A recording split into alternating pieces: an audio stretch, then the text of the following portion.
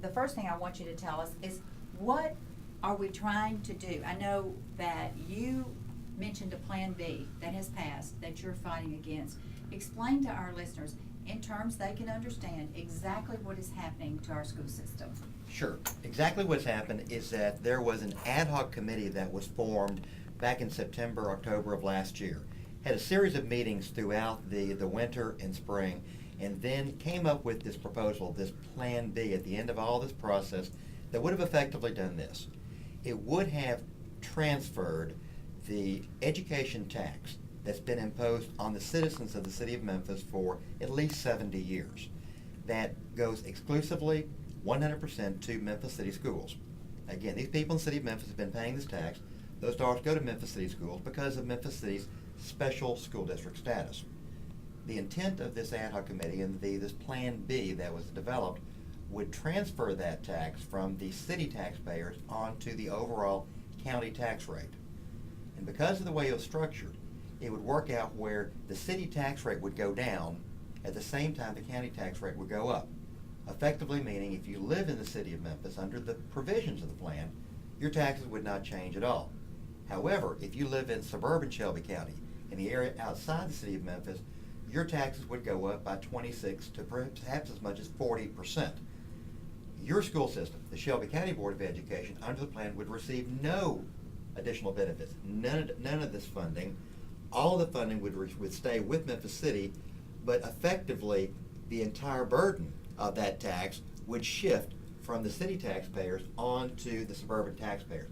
We feel this is unfair, inequitable, and is a huge problem that we're continuing to fight. And when they decided with this plan, now, how does this plan get passed? I mean, what happens to make this effective? Okay, what happened was the ad hoc committee, which is comprised of city school board members, county school board members, city council members, county commissioners, some state legislators, and some business leaders, but was conspicuously absent of not having any leaders from the suburban communities. No mayors, no aldermen from any of the 6 suburban communities. The ad hoc committee met. They made the recommendation of this Plan B, despite the opposition of all of the county school board members and even one member of the Memphis City School Board. It was then designed that the plan would go to each of the bodies, City Council, County Commission, both school boards, for approval. Our Board of Education, Shelby County, unanimously voted to oppose. The County Commission, back in June, by a vote of 8-2, voted to be in favor of it. And we know that as we're speaking right now, that there are certain county commissioners who were going around trying to get agreements signed, agreements developed between the city schools, the city council, and the county commission that could allow implementation of this plan. We also know that there's going to be an effort made in the General Assembly next year to get the laws changed that would permit this plan. Because Plan B has many issues that we believe under current law would make it an inappropriate plan and would make it violative of Tennessee state law. And so from our standpoint from Shelby County Schools, in opposing this, we're taking several steps. We already have gone to the State Attorney General, working with our state legislators, and asked them a series of 12 questions that relate to Plan B that address what we believe are inequities, are illegalities in the plan, and problems with the situation. We also are going around the community, and we're talking to all the boards of mayor and aldermen. We actually have. We're going out and having a series of 6 town hall meetings. We're talking to PTA groups.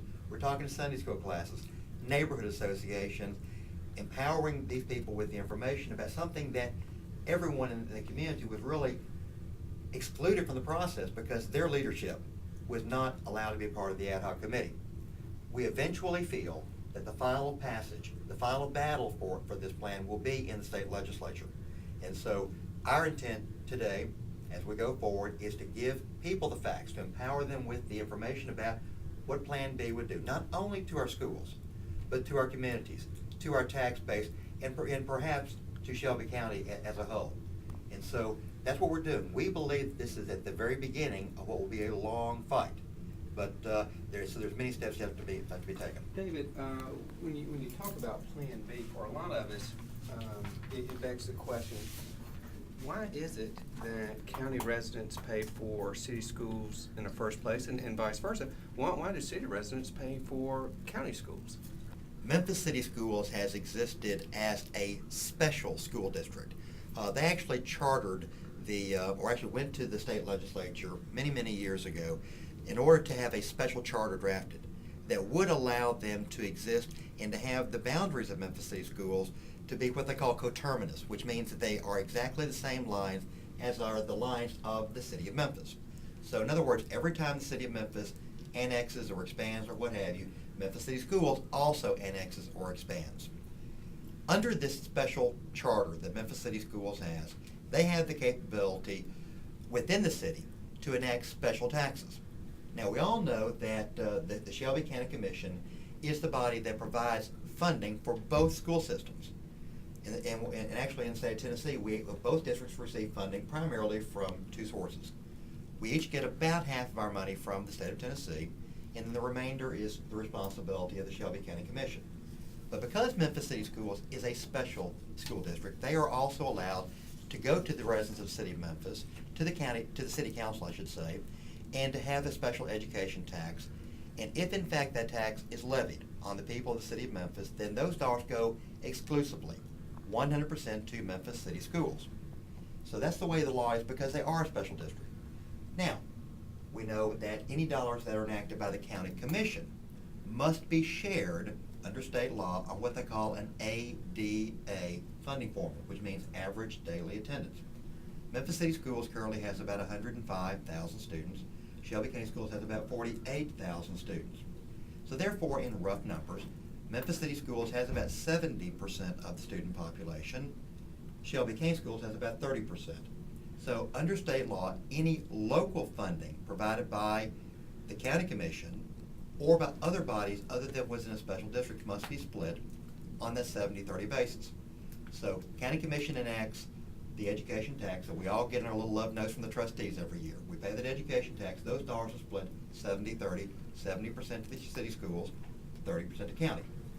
We also know Memphis City then also can receive, in addition to that, those funds that have been provided for 70+ years by the city residents. Now, if you live in the county, if you live in the area outside the city of Memphis, even if you live in Collierville, Germantown, Lakeland, Arlington, Millington, Bartlett, and you decide, well, shoot, Shelby County Schools needs more money, we would like to enact a special tax that we pay in the area just outside of Shelby County, outside of the city of Memphis, to go to our district. Well, under state law, since Shelby County Schools is not a special school district, we are just a traditional county school like all the other 95 counties across the state of Tennessee. Then if in fact the people in the suburban area chose to enact an education tax, those dollars would not go exclusively to Shelby County Schools, but just like dollars passed by the county commission, they would have to be split on that 70-30 basis. So if you're sitting out there in Collierville and you say, well, gee whiz, you're telling me that if we enact another $100 in education funding from Collierville, that $70 goes to Memphis City and only $30 goes to the Shelby County District, then that creates something that is politically and practically impossible to achieve. So because of the fact that Memphis City is a special district, they do have the right to have taxes levied that go exclusively to their benefit. And because Shelby County is not a special district, we do not have that same right, and any funds that come outside the city limits must be split. So that's what creates some inequities in the funding formula. And that's one of the reasons why when we look at this issue of Plan B, when we're effectively transferring that funding formula, that funding obligation that's been borne for 70+ years by the city taxpayers, and transferring it to the larger Shelby County tax base, then because of the structure of this deal, the fact that if you live in the city, your city tax rates in theory would go down. Your county tax rate would go up. If you live in the county, your county tax rate goes up. And so therefore, you're seeing in the county a 26 to 40% tax increase. If you live in the city, net no increase. But yet, all of the funds that would be transferred from effectively the city tax burden and put on the county tax burden under Plan B, it specifically stated that all of those dollars would stay with Memphis City Schools.